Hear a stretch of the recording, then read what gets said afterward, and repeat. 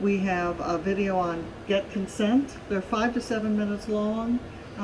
There's a video on broken honor, which is really about survivor stories. There's a little video on bystander intervention. So we're doing a video library for really for sailors and Marines for general military training or for all hands or just to look at on the website. We're working on some virtual reality training, working with the people that do aircraft simulators. So right now it'll be, maybe next year you'll be able to sit in a black box or look on a computer and have your avatar be part of a scene that really talks about relationships between men and women and between men and women and it really gets you sort of into the scene rather than being lectured to. Now, another question I had is, we always hear about bystander intervention. Has bystander intervention been an effective tool to prevent sexual assault in your opinion? In my opinion, I think it has been. We have anecdotal evidence of people really stepping up. In fact, I was in Key West a couple of weeks ago and I was talking to some of the bartenders down on Duval Street, the off-duty bartenders, by the way. But I was talking to them and they said they've seen a real change in the bar scene down there. They see sailors intervening in instances with tourists at the bar. They've seen some sailors go up to young ladies and say, hey, don't drink that drink because I saw somebody put something in it. They've seen sailors interrupt heavy drinking or even something that might have turned into a bar fight. And these are young men and women off the Navy base. Well, we get when we talk about bystander intervention, particularly, we find that the junior sailors, they all know what they're supposed to do. They get it. And they say, we understand we're supposed to intervene, but we don't really know how. Nobody's ever taught us how to do that thing, and that's what Interact really is for.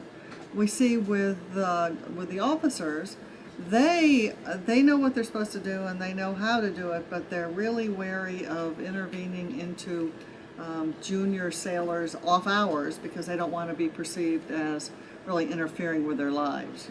It's a real fine line between junior and senior really messing in their business, as they think. And so we really try to talk about how you really have to forget ranks when you're talking about dangerous situations and when you're talking about people that might be moving down towards bad decision making, that you can't think about rank. You just have to think about another human being. And I think that that's really universal between both the junior and the senior personnel. We started with a pilot group up in Great Lakes where most of you have been at one time in your life, and we found that there were no avenues for people that were survivors of sexual assault. And we know that 25% of those people who come into the Navy right now have either been victims of child abuse or sexual assault or domestic abuse. And so there was nothing for them. We have Alcoholics Anonymous for people who are recovering alcoholics, but we had nothing for sexual assault victims. So we started a support group up there. It was small, simply because people aren't there long enough. But maybe 5 or 6 people. But there were 5 or 6 people who got support in talking to one another, and we didn't make them medical patients. So they were not taken out of their training pipeline. They were able to progress as sailors. We've also started up after that a support group out in San Diego that's very successful. In fact, the first class had 13 female survivors of sexual assault. It was a 6-week program.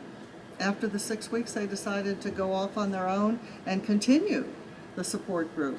And they're still meeting once or twice a month. And so we've found now that we've got pockets of support groups coming up in Yokosuka, Japan, San Diego, some in Norfolk, and they've been very, very successful. They give sailors and Marines the chance to talk it out with people who understand where they've been and how they're feeling.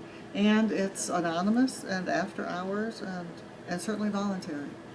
My biggest challenge is dealing with the rest of society. I mean, you can watch, it's sort of hackneyed to say, but you can watch television shows, and I mean, simple shows, as simple as, how I met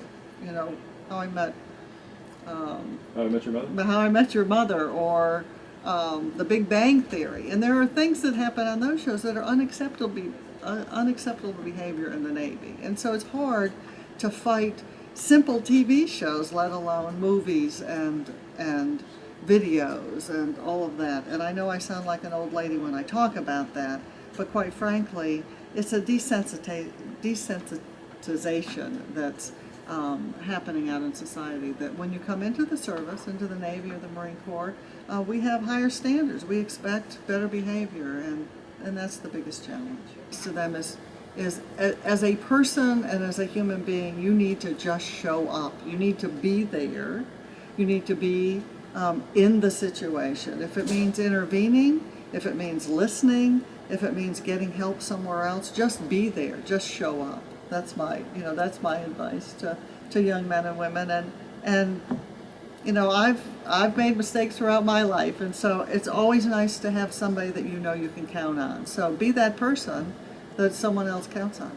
One of the things when the secretary asked me to take this job, one of the conditions was that I could ban PowerPoint from all training that has to do with SAPR. So if anybody's getting any SAPR training with PowerPoint, it's not coming out of my office.